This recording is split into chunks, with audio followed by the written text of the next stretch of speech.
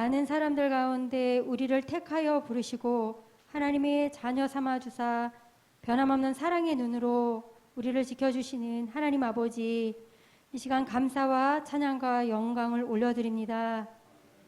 오늘은 특별히 저희 이어전도의 헌신 예배를 드립니다. 이 시간 우리들이 믿음의 발자취를 뒤돌아보게 하시고 주님의 뜻을 깨달아 아는 귀한 시간 되게 하여 주시옵소서. 부족한 저희들에게 직분을 허락하사 교회를 섬기게 하심 감사드립니다. 겟세마네 동산에서 눈물로 기도하시던 주님의 기도가 우리의 기도가 되게 하여 주시옵소서.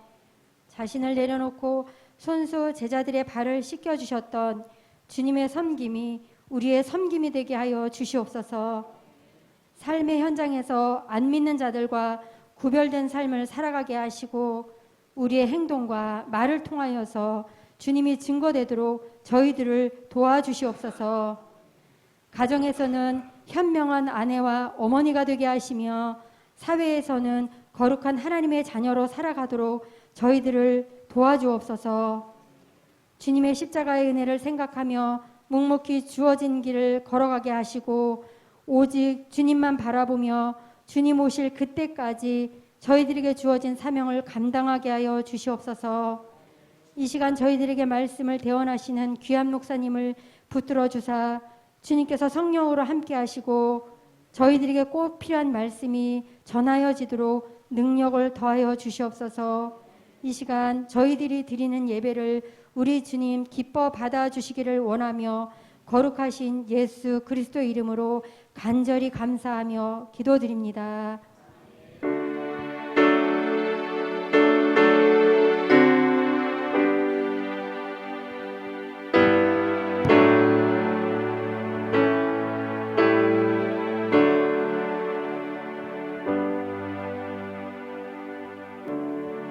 이 여전도의 특성이 있겠습니다. 모두 나와서 함께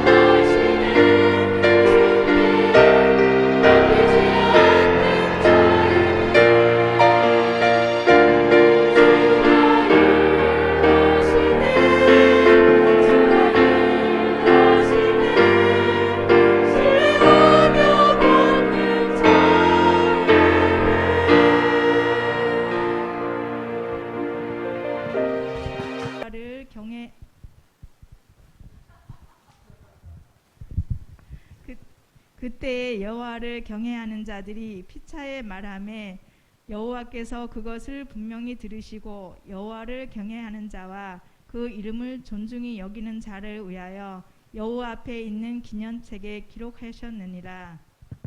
만군의 여호와가 이르노라. 나는 내가 정한 날에 그들을 나의 특별한 소유로 삼을 것이요 또 사람이 자기를 섬기는 아들을 아낌같이 내가 그들을 아끼리니 그때에 너희가 돌아와서 의인과 악인을 분별하고 하나님을 섬기는 자와 섬기지 아니하는 자를 분별하리라.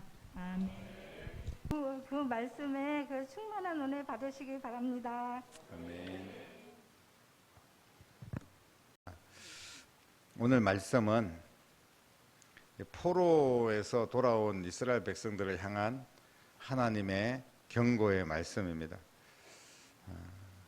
포로에서 귀환을 해가지고 이제 학개, 스가랴 뭐 이런 이스라엘의 지도자들이 성전을 재건을 합니다.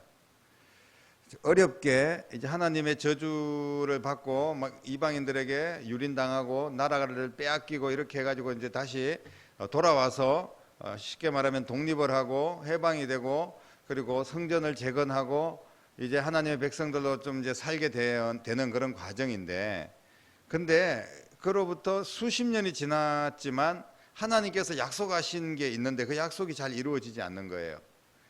예를 들면 하나님께서 너희에게 영광이 임하게 하겠다, 너희들을 영원히 내가 지켜주겠다, 뭐 이런 하나님의 약속이 분명히 있었는데 그 약속이 지켜지지 않는 거예요. 하나님이 약속을 안 지키시는 분인가요? 우리에게도 하나님께서는 많은 약속을 해주셨는데 그 약속이 지금 이루어지지 않는다면 하나님이 거짓말장애인가요? 오늘 이스라엘 백성들이 계속해서 약속은 이루어지지 않고 자기 나라가 다시 이제 회복이 되고 번창하고 그리고 세계 열방에 뛰어난 민족이 되고 이렇게 돼야 되는데 점점 더 힘들어지고 고달픈 생활이 계속되고 먹고 살기가 너무 힘들고 하는 일마다 힘든 거예요. 그러자 그 백성들이 점점 더 지치기 시작하고 그리고 하나님을 믿는 신앙이 변질되기 시작을 합니다. 의심이 생기고 회의에 빠지고 그러면서 점점 더 하나님과는 멀어지게 되는 겁니다. 이런 상황에서 이 말라기는 구약의 마지막 성경책인데 예수님 오시기 전에 구약 성경 마지막 성경책 말라기서 아닙니까? 그런데 이 말라기서에서는 바로 그 이스라엘 백성들이 왜 그런 고난을 받게 되는가, 고난의 원인이 무엇인가, 그리고 신앙의 본질을 다시 회복하기를 원하는 그런 메시지를 백성들에게 선포를 하고 있습니다. 우리가 헌신 예배를 오늘 드리고 있는데 진짜 헌신은 신앙의 본질을 회복하는 것 아니겠습니까? 말라기서를 통하여서 우리에게 잃어버린 신앙의 본질이 있다면 그것이 무엇인지를 깨달아야 됩니다. 그래야지 진짜 회복이 되는 거예요. 지금 말라기의 백성들을 보면 왜 우리가 회복이 안 될까? 왜 우리가 이처럼 점점 더 힘들어질까? 자신들의 처지만 보고 자꾸 하나님을 원망하는 거예요. 실제로는 그 원인이 자기들에게 있다는 것을 잘 깨닫지를 못했다는 겁니다. 오늘 우리 하나님께서 우리에게 주시는 하나님의 말씀을 통하여서 우리의 듣는 귀가 복이 되고 우리가 진정한 헌신이 무엇인지, 그리고 또 하나님께서 다시 어떻게 하면 이 땅을 회복시켜 주시고 우리의 삶을 다시 하나님의 영광이 나타나는 복된 삶으로 인도하여 주실지 오늘 말씀을 통하여 우리가 깨닫고 은혜 받는 귀한 시간 될 수 있기를 주님의 이름으로 축복합니다. 이 말라기서는 제가 이제 오늘 마지막 부분 3장을 이제 읽었지만, 저희들이 함께 읽었지만, 말라기 1장에서부터 우리가 말라기서를 좀 살펴보면 그 원인을 찾아볼 수가 있습니다. 말라기 1장 6절 말씀에 보면 하나님께서 이렇게 이야기를 합니다. 오늘 제목은 그 이름을 존중히 여기는 자라고 성경 말씀의 제목, 설교 말씀의 제목을 정하였는데, 말라기 1장 6절에는 내 이름을 멸시하는 제사장들이라고 이야기를 합니다. 뜻밖의 그런 하나님의 소리가 들려옵니다.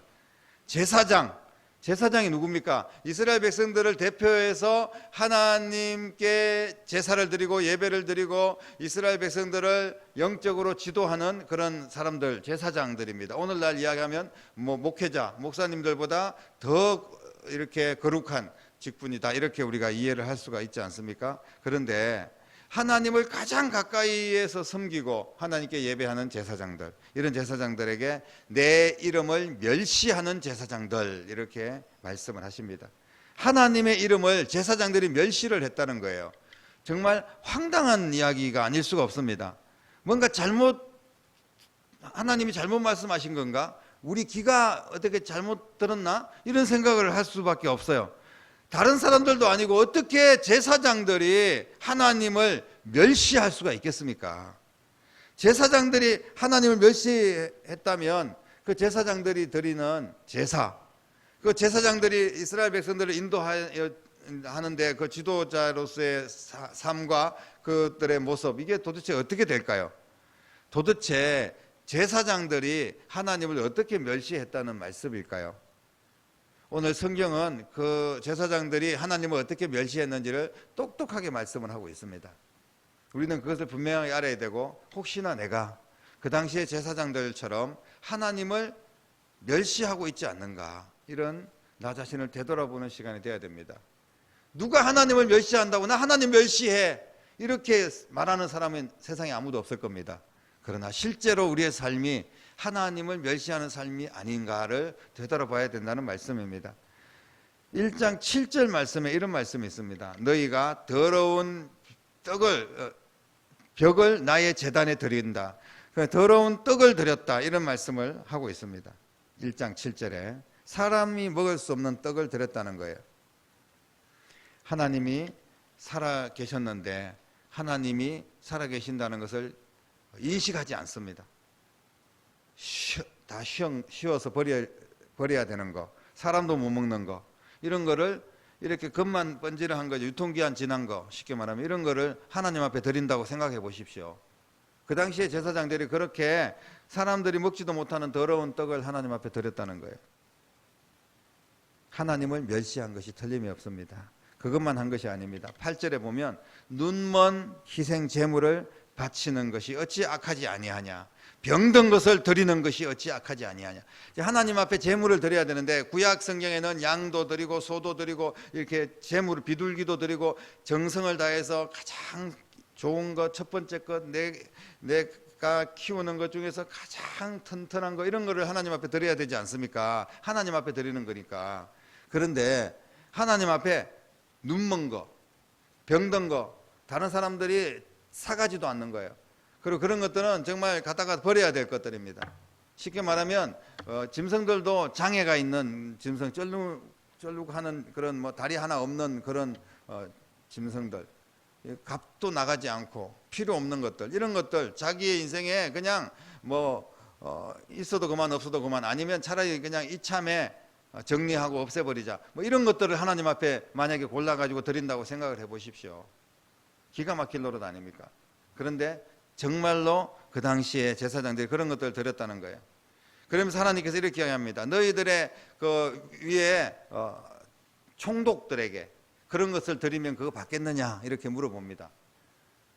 우리가 위에 상사한테 뭘 선물을 할 때 막 어디 뭐 다 절름발이들 뭐 병신들 이런 것들 그냥 모아다가 갖다가 이거 맛있게 드십시오, 쉰 거 못 먹을 거, 이런 걸 만약에 드린다면 그걸 선물이라고 주면 누가 받겠습니까? 그런데 하나님 앞에는 그런 걸 드렸다는 거예요. 이게 뭐냐 하면 하나님을 존중히 여기지 않았을 뿐 아니라 한마디로 말해서 하나님을 멸시했다는 그런 말씀입니다.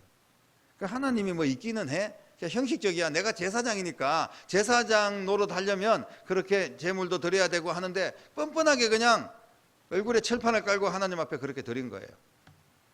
그러면서 9절 말씀에는 너희는 나 하나님께 은혜를 구하면서 우리를 불쌍히 여기소서, 이렇게 기도는 하면서 이 같은 행동을 하는데 도대체 어떤 게 진짜냐는 거예요. 하나님, 막 기도할 때는 눈물로 기도하고 간절히 기도하고 하나님의 은혜에 감사하다고 기도하면서 실제로 우리의 삶을 통하여서 하나님 앞에 드려지는 우리의 삶은 엉망입니다. 이게 그 당시에 제사장들의 모습이고 이스라엘 백성들의 모습이었어요. 그리고 이 제사 드리는 게 귀찮고 짜증이 납니다. 1장 13절에 보면 만군의 여호와가 이르노라 너희가 또 말하기를 이 일이 얼마나 번거로운 거 귀찮은 거예요. 자기들끼리 이야기하면서 야 정말 번거롭다. 우리가 제사장이니까 그냥 예배는 드리기는 드려야 되는데 귀찮아 죽겠어. 이러면서 예배를 드린다고 생각해 보십시오. 그러면서 코웃음을 치면서 훔친 것, 병든 것 이런 것도 하나님 앞에 가져와서 드렸다. 이렇게 표현합니다. 그러면서 너희가 이같이 하나님께 드리는 봉헌물을 가져오니 내가 그것을 너희 손에서 받겠느냐 이렇게 물어보십니다. 받겠습니까 여러분? 그런 것들을 하나님께서 받으시겠냐고요. 이런 제사를 정성껏 잘 드림으로 말미암아 하나님이 받으시고 이스라엘 백성들에게 복을 주시고 영광을 주시고 은혜를 내려주실 거 아니겠어요? 그런데 하나님께서 도대체 받을 만한 게 없습니다. 제물을 드리는 것이 귀찮고 번거로워서 아무거나 그냥 심지어는 길에서 죽은 거 훔친 거 뭐 이런 거 갖다 드리는 거예요. 예수님 당시에도 보면 제사 지낼 때 그 사람들 보십시오. 아예 아무것도 준비를 해오고 하지 않고 그냥 옵니다. 그러면 성전 앞에 교회 앞에 길바닥에 막 뭐 장사꾼들이 쭉 늘어져 있습니다. 그 장사꾼들이 보니까 뭐 거기서 양도 팔고 뭐 비둘기도 팔고 그런데 어디서 다 뛰어와 가지고 그냥 싸구려 쉽게 말하면 중국산 병든 거 막 이런 것들을 그냥 막 파는 거예요. 그거 하나 사가지고 이거 뭐 그 중에서 싼 거 하나 골라가지고 그거 가지고 그냥 제사를 드리고 그런다면 하나님을 얼마나 멸시를 한다면 그런 짓을 하겠습니까? 그런데 이런 행동을 그들이 거칠 줄을 몰랐어요. 그 하나님에 대한 존재에 대해서 그냥 인식을 하지 않고 하나님은 없다 이렇게 생각하는 거나 마찬가지 아니겠습니까? 정말 해도 너무한 겁니다. 그들이 제사장의 옷을 입고 하나님이 입혀주신 옷입니다. 하나님이 지명해 주시고 하나님 불려주신 거룩한 직분입니다. 하나님 주신 음식을 먹고 입만 열면 하나님을 말하는 사람들이 어떻게 이럴 수가 있겠습니까? 사람이 생각해도 정말 기가 막힐 노릇인데 하나님께서 그 심정이 어떠시겠습니까? 하나님께서 그러면서 그 이후에 나 여호와가 이런 말씀을 하면서 하나님의 진노를 말씀하시는 거예요. 지금 말라기서 이후에 몇백 년 동안 말씀이 없는 세상이 되었습니다. 그 이후에 이제 세례 요한이 이 땅에 오셔서 예수님에 대해서 이야기를 하시고 예수님이 이 땅에 오실 때까지 몇백 년 동안 그 암흑기가 있었어요. 하나님이 이제 너희들하고 상종을 하지 않겠다, 말도 하지 않겠다, 너희들에게 계시도 하지 않고 너희들을 돌보지 않겠다, 이런 시간들이 그렇게 암흑기가 있었다는 거예요. 이 백성들이 얼마나 처참하게 그렇게 신앙생활을 했는지를 분명하게 보여주는 말씀입니다. 그래서 하나님께서 하나님의 이름을 멸시하고 더럽히는 그런 자들에게 심판과 저주가 있을 것이라는 것을 분명하게 말씀을 하고 계십니다. 그러면서 막 화를 퍼부으면서 너희들에게는 화가 있을 것이다 이러면서 진노를 퍼붓습니다. 그러면서 14절 말씀에 보면 짐승 가운데 수컷이 있는데 그 흠 있는 것으로 속여서 그렇게 드렸다는 거예요. 그러면 저주를 받을 것이다 이렇게 말씀을 분명히 하셨습니다. 제물을 하나님이 정말 모든 것을 알고 계시고 하나님은 다 보고 계시지 않습니까? 하나님이 정말 살아 계신다면 하나님은 세상 모든 것을 주관하시고 역사를 이끌어 가시는 분이 하나님이시라면 하나님이 우리 마음까지도 다 알고 계실 거 아니겠어요? 다 보고 계실 거 아닙니까? 그런데 그 하나님 앞에 전혀 두려움이 없고 그냥 하나님을 속이면서 경멸하고 노골적으로 멸시하는 자들에 대해서 반드시 내가 보응하겠다. 결코 하나님은 속일 수 없는 분이라는 것을 말씀하고 있습니다. 그래서 2장에 넘어와서도 보면 2절에 내 이름을 영화롭게 하지 않는 자 내가 너희에게 저주를 내려서 너희에게 내린 복을 바꿔서 저주로 바꾸겠다 이렇게 말씀을 하십니다. 정말 무서운 말씀이에요. 하나님 멸시하고 비웃고 하나님을 존중히 여기지 않는 이런 모습의 결과가 얼마나 무서운 건지를 말씀을 하고 있습니다. 이미 우리가 가지고 있는 것까지 누리고 있는 것까지도 다 빼앗겠다는 그런 말씀 아닙니까? 2장 3절에 보면 보라 내가 너희 자손들까지 그 자식들까지 꾸짖을 것이다 이렇게 이야기하면서 너희 절기의 희생의 제물을 드리는데 그 제물의 그 내가 제물을 받지 않을 뿐 아니라 그 성경의 그대로 표현이 제물의 희생의 똥을 너희 얼굴에 바를 것이다. 니네들 얼굴에 정말 똥칠을 하겠다. 이렇게 말씀을 하시는 거예요. 하나님이 단단히 화가 나신 겁니다. 그러면서 그것들과 그 제물과 함께 너희들도 같이 없애버리겠다. 이렇게 말씀하셨습니다.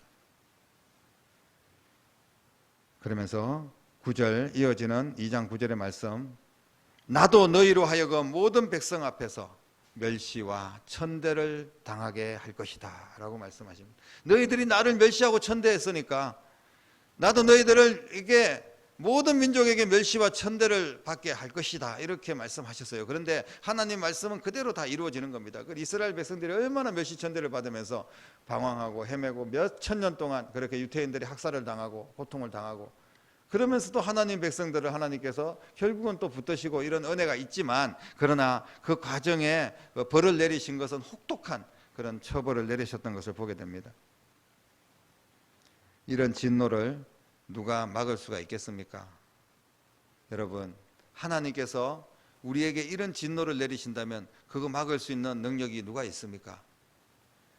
하나님의 은혜를 받아도 시원치 않은데 우리가 하나님의 진노를 받으면서 어떻게 이 험한 세상을 살 수가 있겠습니까?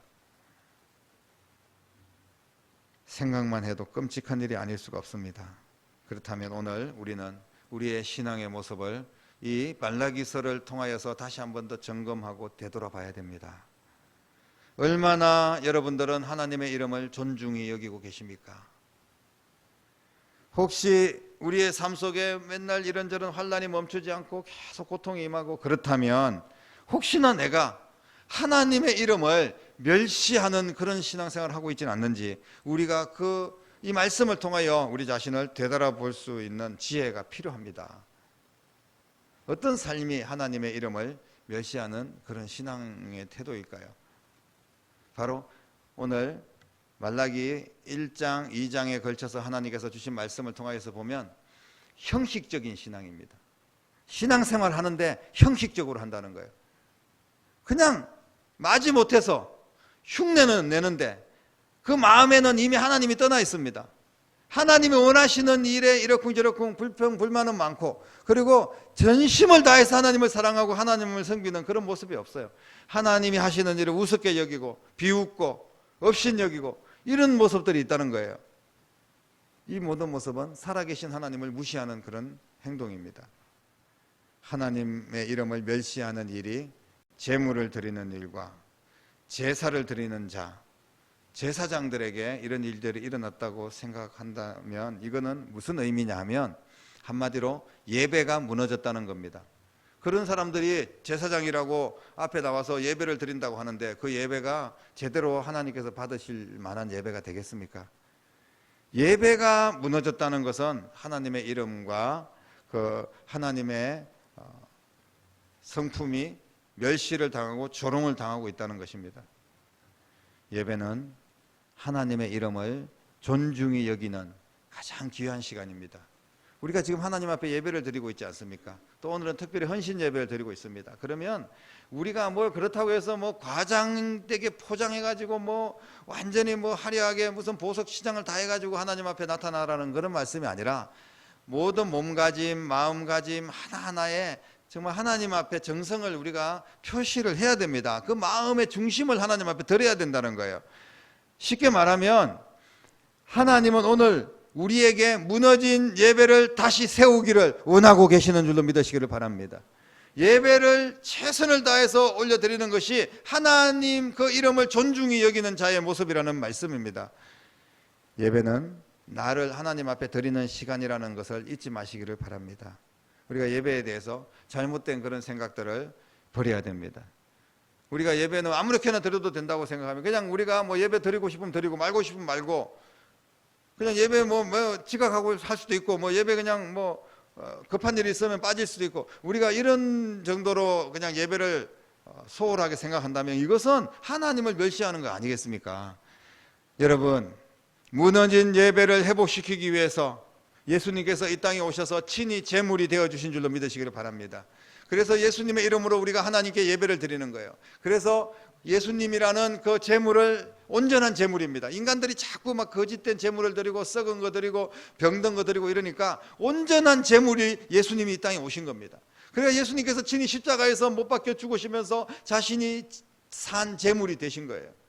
그래서 우리는 산 제물인 예수님의 이름으로 온전한 마음으로 정말 주님의 은혜에 감사하면서 하나님께 예배를 드리는 겁니다. 이게 하나님을 존중히 여기는 예배인 줄로 믿으시기를 바랍니다. 예수님께서 이 땅에 오셔가지고 먼저 사역하신 일 중에 하나가 뭐냐 하면 성전에 가니까 성전이 한마디로 개판입니다. 아까 말씀드렸지만 성전에서 서로 돈 받고 주고 뭐 거기서 이익을 떴고 그리고 또 거기서 막 병든 것들 팔아가지고 남겨 먹고 그것도 매점매석하면서 어떤 제사장들 중에 뭐 자기들 친척이나 아들이나 이런 사람들에게 그거 자리 맡겨가지고 자기들이 다 독점해가지고 돈 벌고 그러면서 또 국민들은 다 싸구려 그냥 중국산 뭐 막 썩은 거 이런 거 사가지고 하나님 앞에 바치고 완전히 다 썩어 빠진 거예요. 그러니까 예수님께서 성전에서 와서 막 성전에 있는 그 모든 장사하는 사람들을 다 끌어 엎었지 않습니까?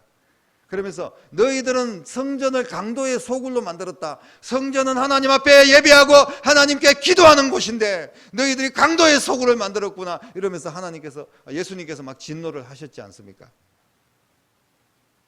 성전을 청소하셨다는 의미는 예배를 다시 회복하기를 원하시는 하나님의 심정을 말씀하고 있습니다.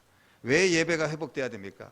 왜 제사장들이 올바른 마음을 가지고 또 모든 백성들이 정말 정성을 다해서 하나님 앞에 예배를 드려야 됩니까? 하나님은 예배를 통하여서 은혜를 주시고 예배를 통하여서 회복시켜 주시고 예배를 통하여서 우리를 복을 주시는데 우리의 예배가 잘못되면 우리가 어떻게 하나님의 은혜를 받을 수가 있겠습니까? 사랑하는 성도 여러분, 올바른 예배가 우리의 살 길이라는 것을 믿으시기를 바랍니다. 올바른 예배를 드리는 것이 진짜 헌신입니다. 우리가 헌신 예배를 드린다고 하는데 헌신이 무엇입니까? 하나님 앞에 우리의 모든 것들을 희생하면서 드리는 예배가 바로 헌신 아니겠습니까? 예배 시간부터 여러분들이 잘 지키시기를 주님의 이름으로 축복합니다.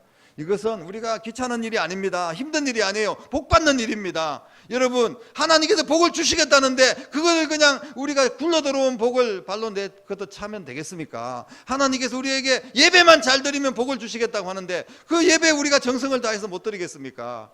형식적인 예배, 그런 예배가 아니라 존중히 하나님을 여기신다면 하나님 앞에 구별된 예배, 준비된 예배를 드려야 될 줄로 믿습니다.